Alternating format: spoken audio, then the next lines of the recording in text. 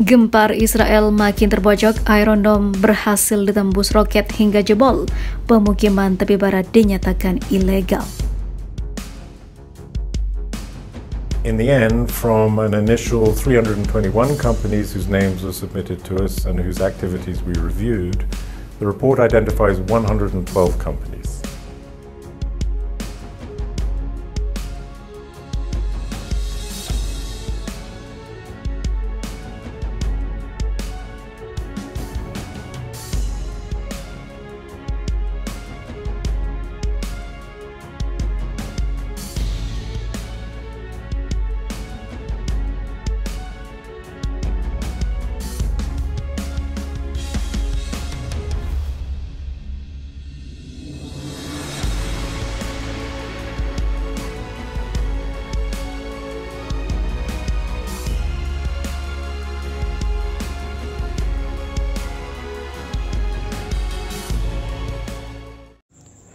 Hai para penonton Sentral News, sebelum lanjut jangan lupa subscribe dan lanjut tekan tombol Super Thanks.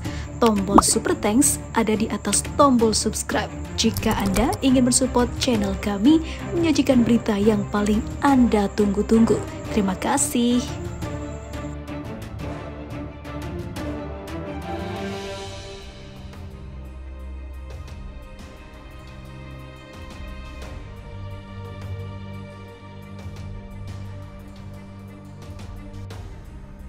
Israel makin terpojok, tak hanya Iron Dome atau kubah besinya berhasil dijebol roket dan rudal kiriman Hamas dan Suriah, legalitas pemukiman negara mereka di tepi barat juga bobol dan dianggap ilegal. Hukum internasional memandang pemukiman Yahudi di tepi barat adalah ilegal. Beberapa negara memandang adalah pelanggaran hukum internasional pemukiman Yahudi di tepi barat. Pemukiman itu direbut dari Yordania pada Perang 1967. Israel berdalih hubungan Alkitab dan sejarah dengan wilayah itu serta adanya kebutuhan keamanan.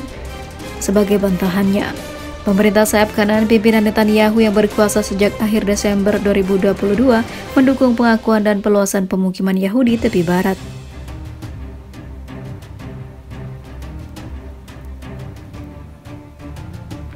Bulan lalu pemerintah Israel membuka jalan bagi kembalinya para pemimpin Yahudi ke 4 pemukiman di tepi barat dengan mengamandemenkan Undang-Undang tahun 2005. Padahal Palestina memandang ini sebagai lokasi negara mereka ataupun negara merdeka mereka di masa depan. Nah, langkah ini dikecam otoritas Palestina dan juga Uni Eropa. Pada Februari lalu, Israel memberikan pengakuan yang berlaku surut terhadap 8 pemukiman ilegal tepi barat Gaza. Ini pun juga dikecam oleh banyak organisasi internasional. Untuk diketahui, sejak Perang 1967 Israel telah mendirikan 140 pemukiman Yahudi di tanah yang dipandang warga Palestina sebagai ekasi negara mereka di masa depan. Selain tinggal di pemukiman yang diakui pemerintah Israel, kelompok pemukiman Yahudi juga membangun pos keamanan tanpa izin pemerintah. Karenanya ribuan warga Israel berjalan kaki mendatangi pos keamanan di Israel pemukiman Yahudi di tepi barat. Banyak petinggi pemerintah ikut dalam aksi tersebut.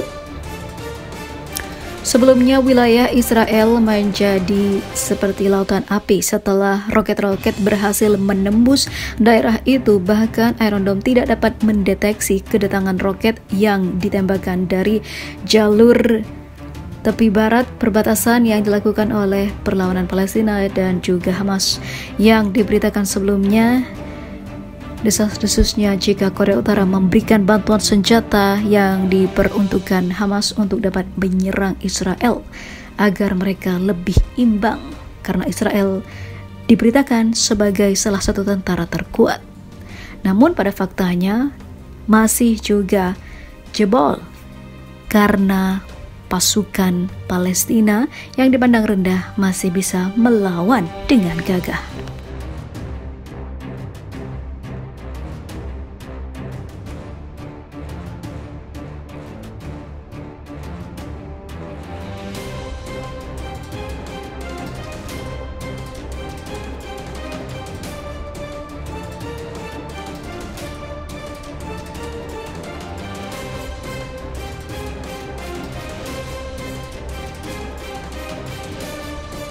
Wah, sepertinya Australia tobat dan pilih untuk dukung Palestina dan dengan lantang sebut Israel penjajah. Zionis kaget. Kabar mengejutkan datang dari pemerintah Australia yang memutuskan menyebut Palestina sebagai wilayah yang diduduki oleh Israel. Lantas hal itu sangat mengguncang Barat dan para sekutu Zionis, sebab Australia sepertinya sudah berbalik arah mendukung kemerdekaan untuk Palestina.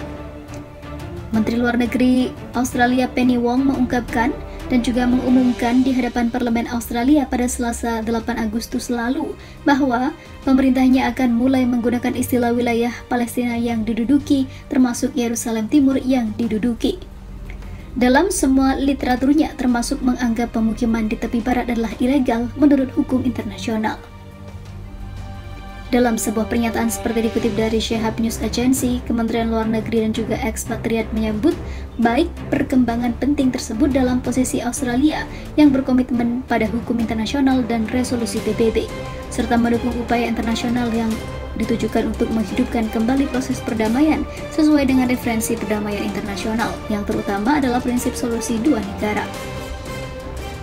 Kementerian menyatakan agar keputusan tersebut segera diambil sejalan dengan hukum internasional dan juga legitimasi internasional, dan dengan cara yang tidak hanya mencerminkan posisi partai buruh dan juga anggotanya, tetapi juga posisi umum rakyat Australia yang ramah dan mendukung hak rakyat Palestina yang adil dan sah, termasuk hak mereka untuk mewujudkan negara mereka di perbatasan sejak tahun 1967 dengan Yerusalem sebagai ibu kotanya. Posisi politik baru Australia datang sehari setelah Perdana Menteri Pendudukan Benjamin Netanyahu mengumumkan penolakannya terhadap pembentukan negara Palestina dan mengklaim bahwa itu mengancam keamanan Israel sehingga dia tidak akan menyetujuinya. Dalam sebuah wawancara dengan agensi Bloomberg, Netanyahu mengatakan saat menjawab pertanyaan tentang pembentukan negara Palestina bahwa itu adalah garis merah. Perlu dicatat bahwa Partai Buruh Australia atau ALB mengumumkan Juni lalu sebuah resolusi yang meminta pemerintah federal Australia untuk mengakui Palestina selama masa parlemen itu.